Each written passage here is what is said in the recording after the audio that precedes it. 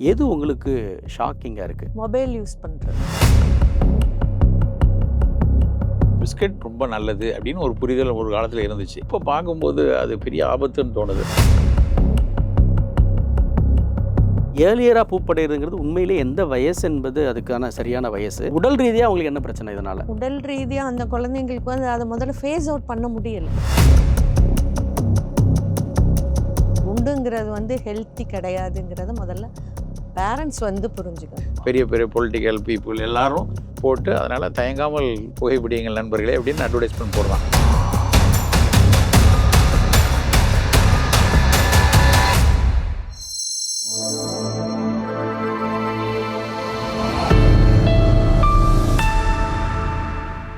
வணக்கம் நண்பர்களே. இந்த நலத்திண்ணை டாக்டருடனான பாட்காஸ்ட் சீரீஸில் நீண்ட காலமாக நம்முடைய மருத்துவர் சிவராமன் அவர்களோடு இணைந்து பயணிக்கக்கூடிய வெவ்வேறு சிகிச்சை முறைகளில் நிபுணத்துவம் பெற்றிருக்கக்கூடிய ஆரோக்கியா மருத்துவமனையினுடைய மருத்துவர்களை சந்தித்து உரையாடி வருகிறோம். அந்த வகையில் இந்த செக்மெண்ட்டுக்கு ஒரு தனிச்சிறப்பு இருக்குது. ஏன்னா நாங்கள் 3 பேருமே சாத்தான்குளம் சமஸ்தானம், அது இங்கிலீஷில் சொல்கிறதா இருந்தால் யுனைடெட் ஸ்டேட்ஸ் ஆஃப் சாத்தான்குளத்தை சேர்ந்தவங்க. அதுலேயும் மருத்துவர் அன்புக்குரிய அக்கா மாலதி அவர்கள், நாங்கள் 2 பேரும் ஒரே தெருவில் கிட்டத்தட்ட ஒரு 10 மீட்டர் இடைவெளியில் பிறந்து வளர்ந்தவர்கள்ங்கிற ஒரு பெருமை இருக்குது. அப்புறம் பல பேருக்கு தெரியாது, டாக்டருடைய தாயார் வந்து சாத்தான்குளம் 100 மீட்டர் இடைவெளிங்க. 100 மீட்டர் இடைவெளியில் இருக்கக்கூடியவங்க. சாத்தான்குளத்துக்கு நிறைய சிறப்புகள் இருக்குது. விடுதலை போர்லேயே மிக வலுவான பங்களிப்பை வழங்கின ஒரு ஊர் அது. அது தவிரவும் நிறைய சாத்தான்கிற பெயர் வந்து சமண அடையாளங்கள் நிறைய இருக்குது அங்கே கிடச்சிருக்கிறது. அப்புறம் தமிழக வரலாற்றிலேயே ஒரு ஒடுக்கப்பட்ட லீடரால் ரூல் பண்ணப்பட்ட ஒரு ஊர் அப்படிங்கிறது, இப்படி பல பெருமைகள் இருக்குது. இது ஒரு ரீயூனியன் ஆஃப் சாத்தான்குளத்து மக்கள் அப்படிங்கிற மாதிரி இருக்குது. இப்போது டாக்டர் மாலதி அவர்களை பற்றி நான் சொல்கிறத விட மருத்துவர் சிவராமன் சார் வந்து அவங்களை அறிமுகப்படுத்தினா மிக சிறப்பாக இருக்கும்னு நினைக்கிறேன். ஏன்னா நீங்கள் அவங்களோட ரொம்ப காலமாக அவங்களுக்கு ஜேர்னி இருக்குன்ற. கல்லூரி காலத்திலே நான் வந்து கல்லூரி முடிக்கும் போது அவங்க உள்ளே வராங்கன்னு நினைக்கிறேன். அந்த நேரத்தில் வராங்க. என்னோட மனைவி அவங்களும் வந்து ஒரே அறையில் இருந்திருக்காங்க கல்லூரி படிக்கிற காலத்தில். ஸோ அதனால் ரொம்ப பரிச்சயமான மருத்துவர் அவங்க. அதை தாண்டி அவங்க வந்து ஒரு பட்ட மேற்படிப்பும் படித்தவங்க. பிஎஸ்எம்எஸ் மட்டும் படிக்காமல் சித்த மருத்துவத்தில் பட்ட மேற்படிப்பு வரும்போது முதல்ல எல்லாம் 2 நான் படிக்கிற இடத்துல 2 பிரிவு தான் இருந்துச்சு. அது வந்து ஒன்று வந்து மருந்தியல், இன்னொன்று வந்து நேரடி பொது மருத்துவம். அப்புறம் கொஞ்சம் கொஞ்சமாக மேம்படுத்தி இப்போ நிறைய பிரிவுகள் வந்துருச்சு. இவங்க வந்து குழந்தை மருத்துவத்தில் வந்து சிறப்பு மருத்துவராக, அதாவது ஒரு பீடியாட்ரிஷியன் அப்படின்னு நவீன மருத்துவத்தில் அது ஒரு எவ்வளவு பெருமிதமான ஒரு படிப்பு. அது மாதிரி சித்த மருத்துவத்தில் பாலவாகனம் அப்படின்னு ஒரு தனி பிரிவே இருந்தது குழந்தைகளுக்கான. அதாவது நாங்களாம் பொது மருத்துவத்தில் படிச்சுட்டு இருந்தோம். அப்புறம் அதை மேம்படுத்தணுங்கிறதுக்காக அரசாங்கம் வந்து அதை தனி துறையாக வச்சு, ஏன்னா பொதுவாக வந்து குழந்தைகள் வந்து ஒரு வல்னரபிள் குரூப். அவங்களுக்கு ஒரு சிகிச்சை அளிக்கணும்னா ரொம்ப கூடுதல் கவனம் இருக்கணும். ஒரு பொதுவாக குழந்தைகளுக்கு சிகிச்சைங்கிறது வந்து அவங்க வந்து ஒரு வல்னரபிள் குரூப்புங்கிறப்ப ரொம்ப கவனம், ஒரு தனிச்சிறப்பு இருக்கணும், ரொம்ப கவனமாக சிகிச்சை செய்யணும். ஆனால் சித்த மருத்துவத்தில் பாலவாகனம் அப்படிங்கிற ஒரு துறை வந்து பல காலமாக குழந்தைகளுக்கு ரொம்ப கவனமாக கொடுக்கக்கூடிய ஒரு மருத்துவ முறையாக சொல்லப்பட்டுட்டே வந்திருக்கு. அவங்களுக்கு வந்து ஒரு சொரசம் கொடுக்கறது எப்படி, நம்ம வீட்டில எல்லாம் பாட்டிகள்லாம் வந்து அப்படியே ஒரு இலைச்சாரை வந்து சாறு எடுத்து அதில் ஒரு தேனை விட்டு லேசாக அது சுருன்னு வந்து சொரசொன்னு சொன்னாங்கன்னு சொல்லுவாங்க சும்மா. ஆனால் அதை வந்து அப்படி ஒரு சூடு பண்ணி தண்ணியில் கலந்து இந்த சங்கடைன்னு ஒன்று சொல்லுவோம் இல்லையா, நம்ம பாலாடை சங்கடைன்னு, அதில் மருந்து எடுத்து கொடுக்கக்கூடியது. அது ஒரு கலாச்சார ரீதியாகவே பண்பாட்டு ரீதியாக நம்ம குழந்தைகளுக்கு ரொம்ப கவனமாக சிகிச்சை கொடுக்கணும். உடனே பேசும்போது டக்குன்னு ஞாபகம் வருது. ஒரு பஸ்ஸில் நான் போயிட்டுருக்கேன். போகும்போது வந்து ஒரு அம்மா வந்து ஆரஞ்சு பழம் இருக்குல்ல, நம்ம ஆரஞ்சு பழத்தை வந்து பிழிஞ்சு அந்த சுளையை எடுத்து அந்த அம்மாவுடைய கர்ச்சீஃப் அதுக்குள்ளே அப்படி வச்சு பிழிஞ்சு அந்த ஒரு குழந்தை உட்காந்துருக்கு. ஒரு 8 மாதம் 10 மாதம் குழந்தையா இருக்கும்னு நினைக்கிறேன். 10 மாதம் குழந்தைக்கு அந்த கர்ச்சீஃபை பிதுக்கி அந்த சொட்டு ஆரஞ்சு சொட்டு எனக்கு வந்து ஒரு அது ஒரு கவிதை மாதிரி இருந்துச்சு. அதை ஒரு சொட்டு அந்த குழந்தை அதை சப்பி சாப்பிட்றது வந்து என்ன அழகு அப்படின்னு. இப்படி பல கவனங்கள் வந்து சித்த மருத்துவத்தில், குழந்தை மருத்துவத்தில் அவங்களுக்கு அந்த குழந்தைக்கு பொட்டு வைக்கிறதுலேருந்து, வசம்பு வந்து கட்டி வளவி மாதிரி போடுவாங்க. பல்லு ஊறுற சமயத்தில் அது கடிக்கும்போது அதுலேயும் ஒரு மருத்துவ குணமுள்ள ஒரு பொருள் இருக்கணும்னு நினைக்கிறது. இப்படி குட்டி குட்டி அக்கறைகளை வச்சு அப்புறம் அழகாக ஒரு 1950களுக்கு அப்புறம் எங்களுடைய மூத்த மருத்துவர்கள் தொகுத்து அதெல்லாம் வேற சித்தர்கள் வேற பழங்கால அனுபவங்கள் எல்லாம் தொகுத்து குழந்தைகளுக்கு சொல்லப்பட்ட விஷயங்களன்னு தொகுத்து ஒரு மருத்துவ முறையை வந்து தனியாக குழந்தை மருத்துவம், சித்த மருத்துவம் கொண்டு வராங்க.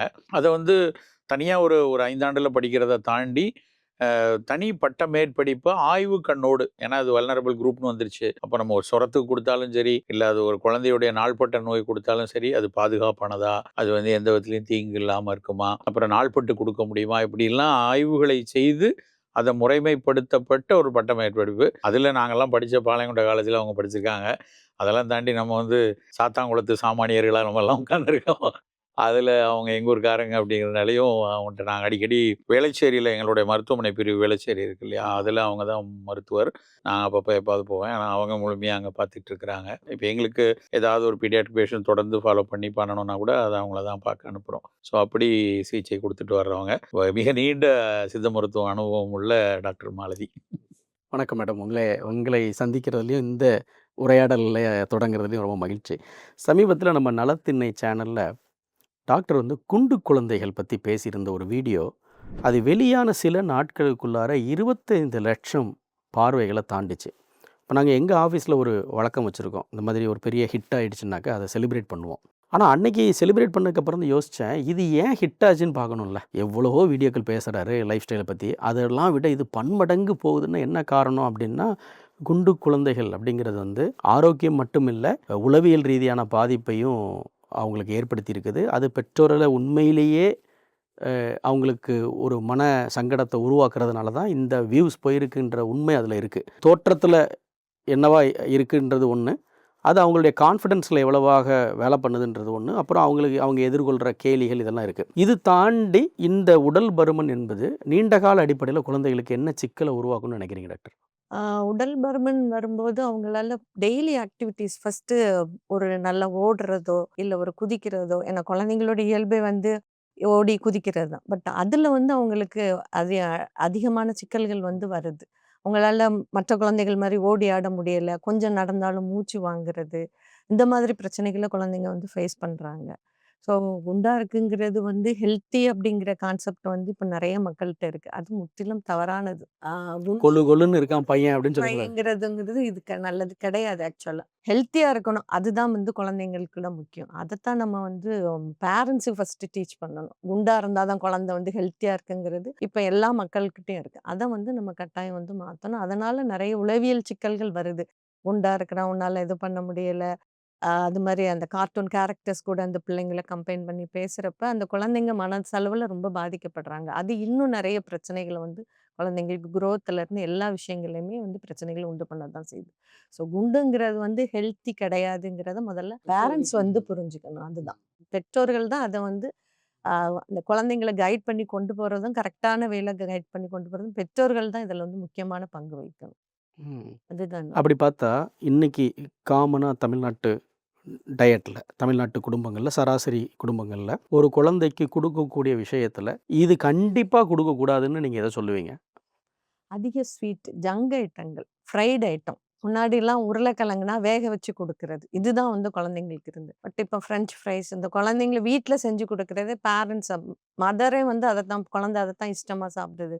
ஒரு உருளைக்கிழங்கு அப்படின்னா, அதுவும் ஃப்ரை பண்ணி குடுக்குறது. வாழைக்காலாம் முன்ன வந்து புட்டு அந்த மாதிரி பண்ணி குடுப்பாங்க. இப்ப அதுவும் கிடையாது. உடனே ஃப்ரை. எத எடுத்தாலும் ஃப்ரை அப்படின்ட்டு குடுக்குற அந்த டீப் ஃப்ரை ஐட்டங்கள் வந்துட்டு கட்டாயமா தவிர்க்க வேண்டியது என்ன பொறுத்தவரைக்கும். அதுதான் வந்து அதுல நம்ம நெறைய டேஸ்ட்டுக்காக வேண்டி சால்ட் சேர்க்கிறோம். நெறைய வந்து பெப்பருக்கு பதிலா அது கலருக்காக வேண்டி கலரிங் ஏஜென்ட் ஆட் பண்றாங்க. அடுத்து வந்து அதுல நெறைய அந்த சில்லி பவுடர் அந்த மிளகா வத்தல் நெறைய ஆட் பண்றாங்க. இது எல்லாமே குழந்தைங்களோட வயிற்றுக்கும் கெடுதல். பார்க்க அழகா இருக்குதே ஒழிய, பட் அது வந்து ஹெல்த் கிடையாது. ஸோ ஃபர்ஸ்ட்டு ஸ்வீட்டு, செகண்ட் வந்து இந்த ஃப்ரை ஐட்டங்கள். இந்த 2யுமே கட்டாயமா அவாய்ட் பண்ணணும். இந்த 2ம் தான் அந்த குண்டு வர்றதுக்கான மெயின் ரீசனுமே. இன்னொரு எனக்கு அவங்க சொல்றதுலயே ஆட் ஆன்னு தோணுது. இப்போ உங்களுக்கெல்லாம் ஞாபகம் இருக்கலாம். நம்ம வீட்லலாம் சின்ன பிள்ளையில வந்து பிஸ்கட் குடுப்பாங்க. ஆ. அதாவது பிஸ்கட்ட வந்து பால்ல டின்னுல கரைச்சு இருக்கும். 6 டின்னுல மந்த்ஸ்ல 6 மந்த்ஸ்லேருந்தே பிஸ்கட்ட கரைச்சு அத குடுக்குறத வந்து பிஸ்கட் ரொம்ப நல்லது அப்படின்னு ஒரு புரிதல் ஒரு காலத்துல இருந்துச்சு. எனக்கு தெரியும் எங்க அம்மா, என்னுடைய சித்தி குழந்தைங்க, என்னோட அத்தை குழந்தைங்கலாம் எல்லா வீட்லயுமே பிஸ்கட்டுங்கிறது பிஸ்கட் தகர டின்னுல தான் இருக்கும். ஆமா. சைஸ் ரொம்ப அன்சைஸா தான் ஆனா இருக்கும். இப்ப பார்க்கும்போது அது பெரிய ஆபத்துன்னு தோணுது. அதுல இருக்கக்கூடியது மேஜரா மைதா மாவும், சர்க்கரையும். அந்த குழந்தைய வந்து சாப்பிட வைக்கிறது அதுல இருக்கிற சர்க்கரையும், மைதாவும் தான். இப்ப நெறைய அதுல வந்து நாங்க சில நியூட்ரியன்ட் சேர்க்கிறோம், சில காம்போனன்ட்ஸ் எல்லாம் சேர்த்து வேல்யூ ஆட் பண்ணி வரோம் அப்படின்னு சொல்றாங்க. பட் இருந்தாலும் என்ன பொறுத்தவரைக்கும் அத தவிர்க்கப்பட வேண்டிய ஒரு விஷயம். பிஸ்கட் அவங்க மத்த 2 சொன்னாங்க. பிஸ்கட்டுகளும் வந்து வேண்டாம். குழந்தைகளுக்கு வேண்டாம். அது குண்டாக்குறதுல அது ஒரு முக்கியமான காம்போனன்ட். இப்போ டாக்டர், பெருநகரங்கள்ல இருக்கிற ஸ்கூல்ஸ், அது என்னதான் அருகமை பள்ளின்னு வச்சுக்கிட்டா கூட, ஒரு 4 கிலோமீட்டர் தூரத்தில இருக்கிற ஸ்கூலுக்கு கூட நம்ம ஸ்கூல் வேன்ல போய் சேர்றதுக்கு ஒரு 3/4 மணி நேரம் ஆகுது. பெரும்பாலான பள்ளிகளில, பிக் சிட்டீஸ்ல இருக்கிற ஸ்கூல்ஸ்ல வந்து ப்ளே கிரவுண்ட் கூட கிடையாது. அப்படிதான் இடம் இருக்கு, வசதி. அப்போ காலையில ஒரு குழந்தை 6 மணிக்கு எந்திரிச்சா தான் பள்ளிக்கூடத்துக்கு 8 மணிக்கு போய் சேர முடியும். திரும்ப வீட்டுக்கு 6 மணிக்கு வந்து சேரணும். அப்புறம் ஹோம்வொர்க் பண்ணணும், டியூஷன் பண்ணணும்னு அவங்களுடைய வாழ்க்கையில வந்து இன்னைக்கு ஒரு ஒரு கார்ப்பரேட்ல மிடில் மேனேஜர் எவ்வளோ பிஸியா இருக்காங்களோ, அதை விட ஒரு படி மேல குழந்தைங்க பிஸியா இருக்கு. இப்படி ஒரு சூழ்நிலை இருக்குது. இதுதான் நடைமுறை எதார்த்தம். இந்த நடைமுறை எதார்த்தத்துல இந்த பிள்ளை வளர்ப்புல பெற்றோர்கள் அவங்களுடைய day to day ஆக்டிவிட்டீஸ்ல, குழந்தைங்களுடைய day to day ஆக்டிவிட்டீஸ்ல இதெல்லாம் கண்டிப்பா இருக்கிறதா பார்த்துக்கணும். அப்படின்னா நீங்க என்ன ரெக்கமெண்ட் பண்ணுவீங்க டாக்டர்? கரெக்ட் டைம் தூக்கம் ஃபர்ஸ்ட்டு. கரெக்டான ஒரு ஃபிசிக்கல் ஆக்டிவிட்டி. அதாவது குழந்தைங்களுக்கு அந்த விளையாடுறதுக்கான ஒரு டைம் வந்து எந்த பேரண்ட்ஸுமே இப்போதைக்கு குடுக்குறதே கிடையாது. ஸ்கூல்ல இருந்து வராங்க, உடனே கிளம்ப வச்சு ஏதாவது ஸ்நாக்ஸ் குடுத்து உடனே வந்து tuition, tuition, tuition, tuition. Night 9:00 வராங்க, ஒரு மொபைல் குடுத்து அத வச்சு சாப்பாடு ஊட்டுறாங்க. 10:00, 11:00 தூங்க வைக்கிறாங்க. ஸோ அந்த குழந்தைகளோட இயல்பே வந்து விளையாடுறது. அந்த விளையாட்டுங்கிறத வந்து எல்லா பேரண்ட்ஸுமே முக்காவாசி இல்ல அப்படின்னா, அவங்க என்ன பண்றாங்கன்னா, ஒரு பிரைவேட்டா ஏதாவது ஒரு இன்டோர் கேம்ஸ், அவுட்டோர் கேம்ஸ் ஒரு 1 ஹவர் அந்த மாதிரி. அதுவுமே அது வந்து ஒரு ஃபோர்ஸ்ஃபுல்லா தான் அந்த குழந்தைங்கள பண்ண வைக்கிறாங்க. ம். அது கூட தவறு. குழந்தைங்க கூட இயல்பா அவங்க விரும்புற விளையாட்ட விளையாட வைக்கணும். விளையாடணும். ஏன் அதுல அடிச்சு ஒலிம்பிக் போயிருவியான்னு கொண்டு போய் விடக்கூடாது. அத மட்டும் நீங்க ஒரு ஸ்விம்மிங் போ, இல்ல வந்து ஒரு ஷட்டில் விளையாடு. இந்த மாதிரி கொண்டு போறத முதல்ல பேரண்ட்ஸ் வந்து இப்ப நம்ம ஃபுல்லா எஜுகேட் பண்ண வேண்டியது பெற்றோர்களுக்கு தான். ஏன்னா பேரண்டிங்ன்றது ஒரு பெரிய ஆர்ட். அது வந்து இப்ப யாருக்குமே அந்த பொறுமை கிடையாது. ஏன்னா மதர் ஒரு பக்கம் ஒரு லேப்டாப், ஃபாதர் ஒரு பக்கம் லேப்டாப். ஸோ குழந்தை அந்த நேரத்துல என்ன விளையாடும்? ஸோ அது ஆட்டோமேட்டிக்கா அது ஒரு மொபைல் தூக்கிட்டு அத குடுத்து உட்கார வச்சுடுறாங்க. ஸோ அந்த விளையாட்டுங்கிறத குழந்தைங்களுக்கு கட்டாயம் கொண்டு வரணும். நான் ஸ்கூல்ஸ்ல முன்னாடிலாம் 3:30க்கு விட்டுருவாங்க. நாங்க படிக்கிறப்பலாம் 4:30 வரைக்கும் ஸ்கூல்ல ப்ளே டைம்னே ஒரு டைம் வச்சு ஒரு அந்த ஏரியால உள்ள ஒரு கேம்ஸோ, ஒரு நொண்டி விளையாடுறதோ, அந்த மாதிரி அந்த குரூப் ஆக்டிவிட்டின்ட்டு இருக்கும். அது அந்த குழந்தைங்களுக்கு ஒரு சகிப்புத்தன்மையாகட்டும், ஒரு பசிக்கிறதாகட்டும். ஸோ நல்லா விளையாடிட்டு வரும்போது ஆட்டோமேட்டிக்கா பசிக்கும், சாப்பிடும். பட் இந்த குழந்தைங்களுக்கு இப்போ உள்ள குழந்தைங்களுக்கு அந்த ஒரு ஸ்பேஸே கிடையாது. ஃபுல்லா ஒரு மெஷினரி லைஃப் மாதிரி பெரியவங்க மாதிரி நீங்க சொன்ன மாதிரி அந்த லைஃப்க்கு போறாங்க. அதத்தான் முதல்ல அவாய்ட் பண்ணணும். குழந்தைங்க கூட விளையாடணும். அவங்கள நினைச்ச விளையாட்ட விளையாடணும். இதுல நீங்க சொல்றதுல ஒரு பெரிய உண்மை இருக்கு.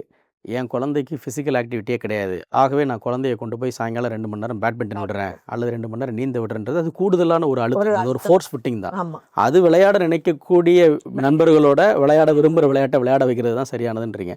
இப்போ டாக்டர், நீங்கள் வந்து ஒரு குழந்தைகள் ஸ்பெஷலாக இருக்கிறதுனால கேட்குறேன். இப்போ சமீபமாக நீங்கள் பார்த்துக்கிட்டு இருக்கக்கூடிய உங்களுடைய நோயர்களில், இந்த குழந்தைகளில் எது உங்களுக்கு ஷாக்கிங்காக இருக்குது? இப்படி ஒரு அபாயம் இருக்குது, இந்த மாதிரி நோயில் பாதிக்கப்படுற குழந்தைகள் அதிகம் வர்றாங்க அப்படின்னா நீங்கள் எதை சொல்லுவீங்க மேடம்? மொபைல் யூஸ் பண்றது. ஸோ அந்த மொபைல பார்த்து கழுத்து வலின்னு வராங்க. ஸோ அந்த மொபைல் இருந்தா தான் தூங்கணும். மொபைல் இருந்தா தான் சாப்பிடணும். மெயினா வர்றது சாப்பிடுறதுக்கு மொபைல் யூஸ் பண்றது. ஸோ அந்த கார்ட்டூன பார்த்துட்டு இந்த குழந்தைங்க என்ன சாப்பிடுறாங்க, எது சாப்பிடுறாங்க எதுவுமே தெரிய மாட்டேங்குது. ஸோ அந்த மொபைல் யூட்டிலிட்டிய கட்டாயம் வந்துட்டு அளவுக்கு மிஞ்சின மொபைல் ஃபோன் மொபைல் ஃபோன் யூசேஜ்னால யூஸ்னால வரக்கூடிய விளைவுகள் இப்போவே குழந்தைங்களுக்கு கழுத்து குழந்தைங்களுக்கு வலியெல்லாம் வருது, வருதுன்றீங்க. வருது, வருது. இது கட்டாயம். பயங்கர ஷாக்கிங்காக இருக்குது. இந்த குழந்தைகள் பற்றி பேசிகிட்டு இருக்கும்போது பெண் குழந்தைகளுக்கு அவங்க ரொம்ப ஏர்லியராக பூப்படைகிறது என்பது ஒரு பிரச்சனைன்னு சொல்கிறோம். இப்போ இந்த ஏர்லியராக பூப்படைகிறதுங்கிறது எந்த வயசு என்பது அதுக்கான சரியான வயசு. அப்படி அந்த ஏர்லியராக பூப்படைகிறதுனால அவங்களுக்கு அந்த சைல்டுஹுட்டை மிஸ் பண்ணுறாங்கன்றது ஓகே. சோஷியலாக உடல் ரீதியாக அவங்களுக்கு என்ன பிரச்சனை இதனால்? உடல் ரீதியா அந்த குழந்தைங்களுக்கு வந்து அத முதல்ல ஃபேஸ் அவுட் பண்ண முடியல. ஒரு பியூபர்ட்டி அட்டெண்ட் பண்ணிட்டு அந்த குழந்தைக்கு ஒரு நாப்கின் சேஞ்ச் பண்ண முடியல. ஈவன் ஒரு 5 இயர்ஸ் பேக் என்னோட பொண்ணே சொன்னா. 4th இயர் படிக்கிறாங்க.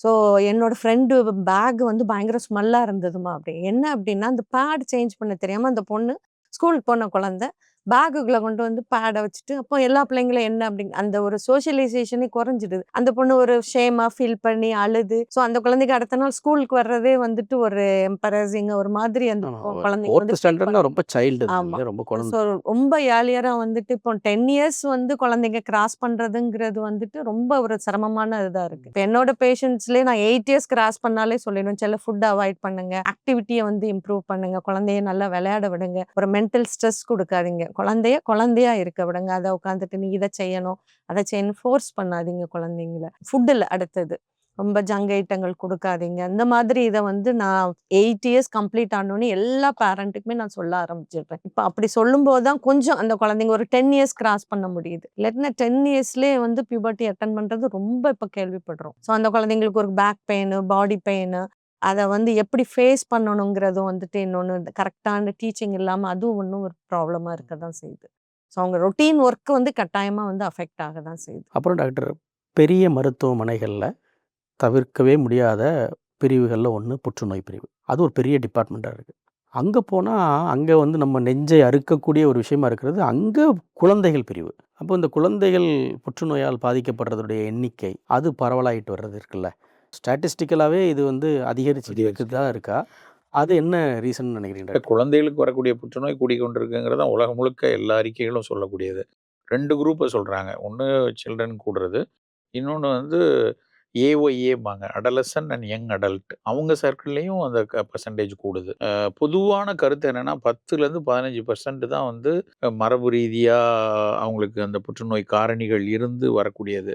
பெரும்பாலும் 85% சுற்றுச்சூழலும் இல்லை என்றால் உணவாகவும் இருக்கலாம் அப்படிங்கிறது தான் பீடியாட்ரிக் மருத்துவ அறிஞர்கள் சொல்லக்கூடிய பெரிய பெரிய ஜேர்னல்ஸ் சொல்லக்கூடிய விஷயம். 85% வந்து ஃபுட் அண்ட் என்விரான்மெண்ட் தான். இப்போ டாக்டர் பேசும்போது திரும்ப திரும்ப மொபைலில் சொல்லிட்டே இருந்தாங்க.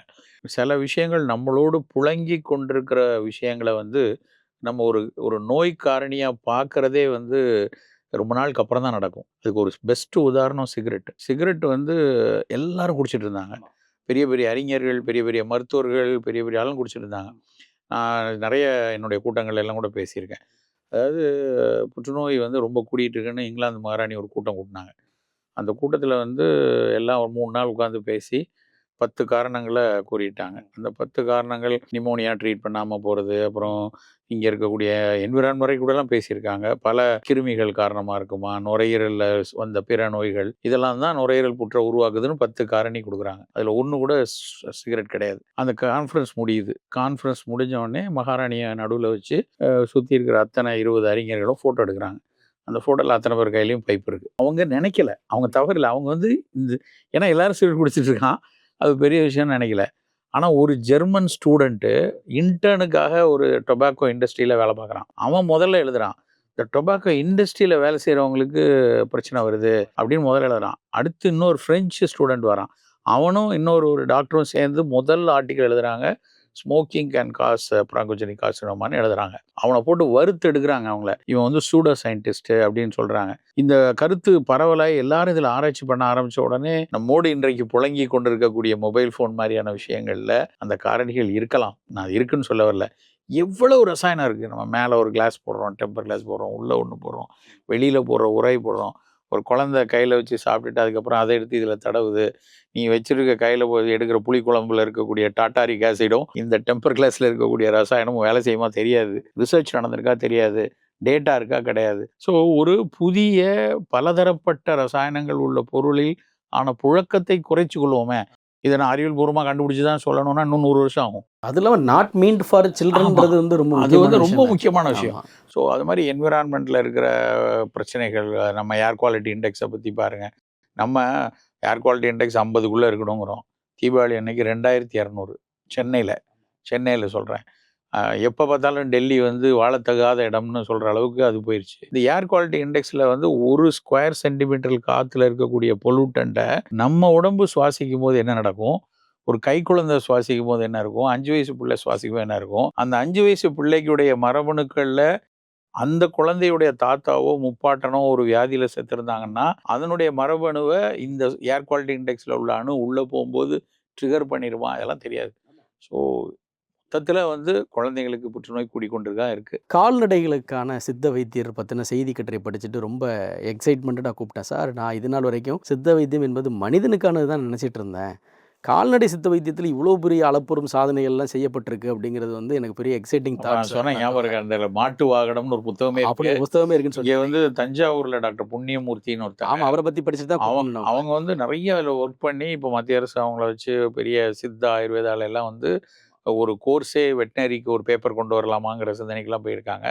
ஒரு அனுபவங்கள் இப்போ குடி நம்ம வந்து ஒரு குடி சமூகமா இருந்தப்ப நம்ம கூட முதல்ல வச்சிருந்தது கால்நடைகள் தானே. அப்போ நமக்கு வைத்தியம் பண்ணும்போது அந்த கால்நடைகள் நோய் வரும்போதெல்லாம் ஏதோ ஒரு அனுபவத்தை வச்சு அத பண்ணியிருக்கிறோம் இல்லையா? அப்போ அந்த அனுபவம் டாக்குமெண்ட் ஆயிருக்கு. இப்போ நமக்கு பால் கட்டுற மாரி அந்த மாட்டுக்கு பால் கட்டியிருக்கு. அப்போ பால் கட்டிய ஒரு மாடு வந்து அவனுக்கு கண்ணீரை வரவழைக்குது. அத இழந்துருவோமோன்னு தோணுது. அப்ப அதுக்கு ஏதாவது செய்ய முடியுமா? அன்னைக்கு என்ன பண்ணாங்க? பலா இலைய அரைச்சு அப்ளை பண்ணி எக்ஸ்டர்னல் போட்டாங்க. ஒரு குழந்தைக்குள்ள ஒரு நோய் புழு, பூச்சி வர்ற மாரி மாட்டுக்கு வந்து ஒரு புழு வருது, மெகாட் இருக்கு அப்டின்னா, அத எப்படி கிளீன் பண்றதுன்னு யோசிச்சிருக்காங்க.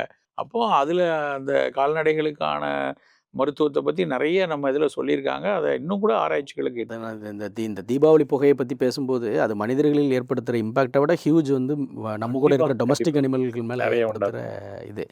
அப்புறம் நீங்க வந்து இந்த நம்முடைய கூட்டு வாழ்க்கையில கிடைக்கப்பட்ட அறிவு தானே இது. பேலியோலிதிக் பீரியட்லேருந்து இன்னைக்கு வரைக்குமான நம்ம வாழ்க்கையில, இந்த இயற்கையோடு ஏய்ந்த ஒத்திசைந்த வாழ்க்கையில நமக்கு கிடைச்சிற அனுபவம் தானே. நானு ரைட்டர் ஜெயமோகனோட இந்தியா முழுக்க டிராவல் பண்ணி குகை ஓவியங்கள பார்க்குற வழக்கம் உண்டு. இது உலகம் முழுக்க குகை ஓவியங்கள் ஒண்ணு தான். ஒரே தான். அது என்னன்னா, குகை ஓவியங்களுடைய அடிப்படை என்பது மனிதன் கால்நடைகளோடு எவ்வளவு நேசத்தோட வாழ்ந்தான்றது தான் உலகம் முழுக்க இது நாள் வரைக்கும் கிடைச்சிருக்கிற நம்முடைய பீம்பேட்காவுல கிடைச்சிருக்கிற 30,000 வருட குகை ஓவியங்களும் அதைத்தான் சொல்லுது. நாங்கள் இப்போ கஜகஸ்தான் போயிருக்கும்போது பார்க்கும்போது அச்சசல் பீம்பேட்கா ஓவியங்கள் அங்கே ஒவ்வொரு நாட்டில் இருந்து நமக்கு கிடைக்கிற இப்போ நான் போயிருந்த கம்போடியாவில் பார்த்த குகை ஓவியங்களுக்கும் நம்ம கீழ்வாலை கரிக்கையூரில் பார்த்த குகை ஓவியங்களுக்கும் ஒரு வித்தியாசமும் இல்லை. மீண்டும் மீண்டும் மீண்டும் மீண்டும் இயற்கையோட என்ன வாழ்க்கை இருந்தது, கால்நடைகளோட என்ன வாழ்க்கை இருந்தது தான் அதில் ஆகுது. அதே மாதிரி இந்த கம்போடியா ஆலய சிற்பங்களை பார்க்கும்போது டாக்டர், ஏற்கனவே தமிழ் நிலத்துக்கும் இந்த கம்போடியான்ற கல்ச்சருக்கும் இடையில இருக்கக்கூடிய உறவுகள் வந்து ரொம்ப நெடியது. நம்முடைய முனிவர்கள், நம்முடைய இங்கேருந்து போன அந்தணர்கள், இங்கேருந்து போன வைத்தியர்கள், அதெல்லாம் அங்கே இருக்கக்கூடிய ஆலய சிற்பங்களை பார்க்க முடியுது. அவங்க வந்து போர்க்களத்தில் மருந்து அரைக்கிறதும் தயாரிக்கிறதும் இதுவும் கொடுக்குறது. 2வது கல்ச்சர்னு பார்த்தா கூட கெமர் கல்ச்சருடைய உணவுகள் அதுக்கும் சைனீஸ்க்கும் என்ன வித்தியாசம் அப்படின்னா, ரொம்ப பிரதானமான முதன்மை வித்தியாசம் என்னென்னா, இதே ஃப்ரைட் ரைஸ் தான். ஆனால் அது கெமரில் கம்போடியாவில் கிடைக்கிற ஃப்ரைட் ரைஸுக்கு மிக மிக அடிப்படையான வித்தியாசமாக உலகத்தில் உள்ள செஃப் எல்லாம் சொல்கிறது ஹெர்பல் உடைய பயன்பாடு வேறு எந்த உணவை விடவும் மிக அதிகமாக கம்போடியா உணவில் இருக்குது. குழந்தைகளுடைய அன்றாட உணவில் அதிகம் சேர்த்துக்க வேண்டிய ஹெர்பல்ஸ் அப்படின்னு நீங்கள் எதையெல்லாம் ரெக்கமெண்ட் பண்ணுங்க டாக்டர்? ஜீரகம். கல்வி அமைப்பிலேயே வந்து 2 முக்கியமான விஷயங்கள் இல்லை. இந்த வாசிப்பின் இன்பம் அறிமுகப்படுத்தப்படுதானா இல்லை, இன்னொன்று சிந்திக்கிறது எப்படின்னு சொல்லி கொடுக்கப்படுறது இல்லை. சக்கரை வியாதிக்கு ஏற்ற மாதிரி நம்ம ஒரு உணவு கொண்டு வரணும். தூங்காத பழக்கம் வந்து பெண் குழந்தைகிட்ட ரொம்ப அதிகமாக இருக்குது பசங்களை விட. ஹெல்த் தான் ப்ரியாரிட்டி. சாகிற வரைக்கும் உங்க கூட உடம்பு தான் வரப்போகுது.